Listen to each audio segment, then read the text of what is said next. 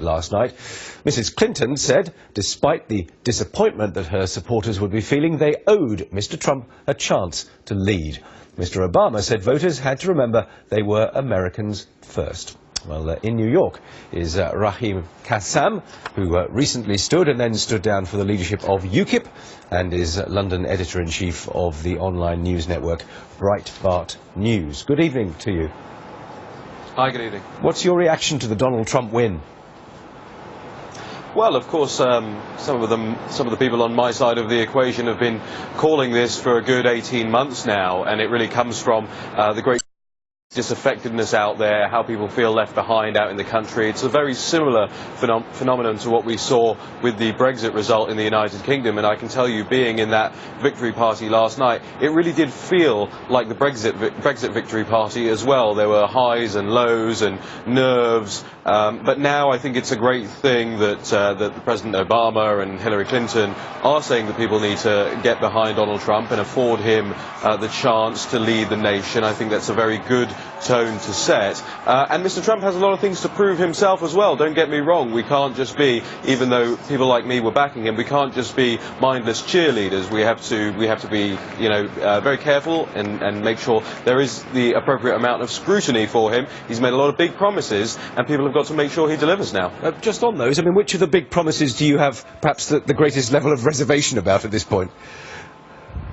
Well, I'm always sceptical of massive government projects, and so the building of a wall is quite a feat. It's a feat in terms of how quickly you can get it done, the cost at which it gets done, who the contractors are, whether it works or not. So that's the toughest thing he faces, I think, over the course of these next 4 years. But I would say this, his promises on trade, specifically renegotiating NAFTA, specifically with the TTIP deal and the TPP deal, those are things where he can really leave a lasting mark for the American worker. And I think actually when we look back, or I hope when we look back on a Donald Trump presidency, that will be actually the biggest legacy that we see.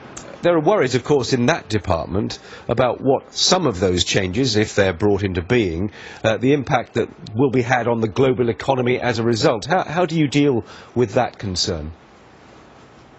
Yeah, look, I get that. We've had the same Keynesian economics in the Western world now for a very long time, and so people are nervous about the system being disrupted. But let's not beat around the bush. The American people have voted for disruption, just like the British people voted for the disruption of our 43-year membership of the European Union. Of course those things come with challenges, of course those things come with some pitfalls, but broadly speaking, at least I think they will be a good thing. They will return jobs to the American workers, they will stop the wage stagnation that's going on across this country, and perhaps return a lot of manufacturing jobs here, and that's of course what a lot of the Rust Belt last night voted for. A word on the British government. I mean, obviously Theresa May has already said that she looks forward to working with the newly elected president come the time. Is there anything more that you think should develop in the relationship now between Westminster and the White House once Donald Trump is in power, particularly with Brexit in mind?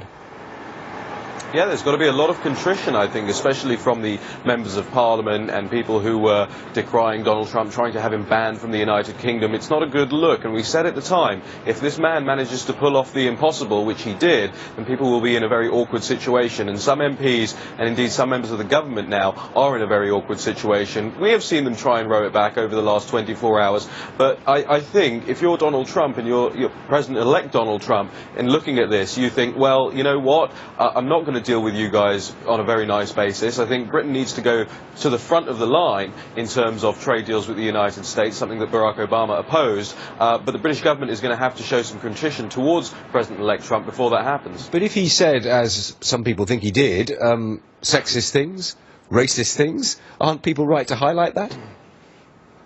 Oh yeah, absolutely. If you listen, criticism is completely valid, and there should be an open and transparent process around these things.